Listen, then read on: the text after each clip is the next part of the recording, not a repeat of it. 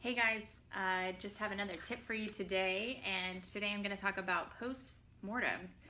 And we learn to do this a lot in the business world, and a post-mortem is typically just a review of a project that was just completed. So we talk about the good things that happened with the project and the bad parts of the project and what we might do differently moving forward. So I found that you can use this concept in so many areas of life and not just your work, but I do encourage it there, especially when things are a little bit rougher. It can be really great to revisit and see how you might do things differently the next time.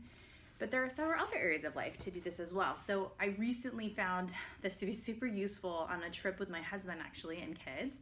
And we went on a quick vacation for 3.5 days, and we just had a lot of bumps in the road with logistics. So we were getting frustrated with each other, we were getting frustrated with the kids, and we still had a great time and all, but there's a few tweaks that we could have made to make the whole thing a little bit better.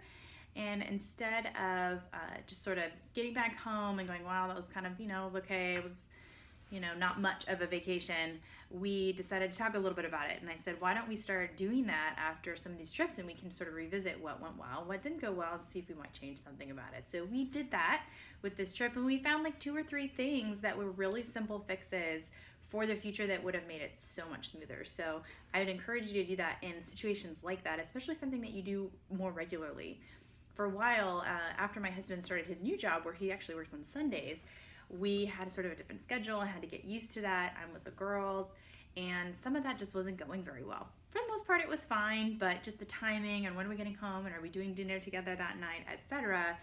And I realized eventually that if we're gonna go through this every week and I'm disappointed about time you get home and things like that, we might as well talk about what the expectations should look like. So we sort of post-mortem that as well and just reviewed, hey, when can I usually expect you to be back? Okay, great, we'll plan around that and that'll reset my expectations.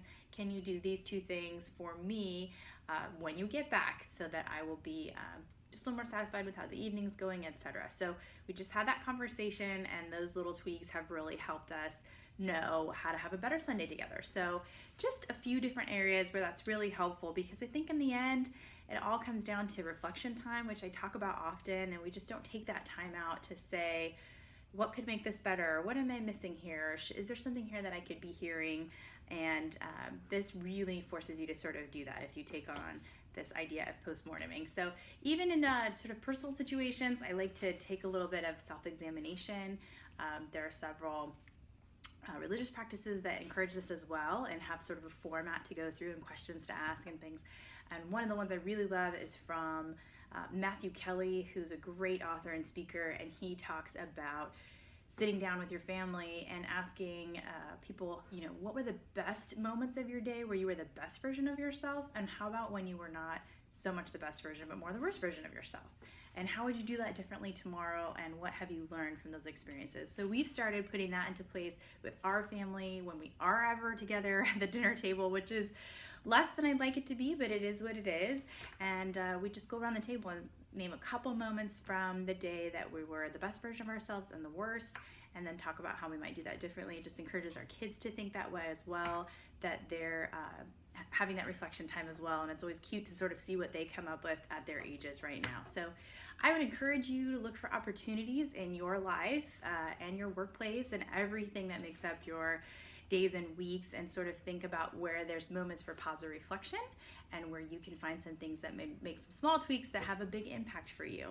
And I would encourage you to make comments at the end of this video on how you're doing that in your life. Thanks so much.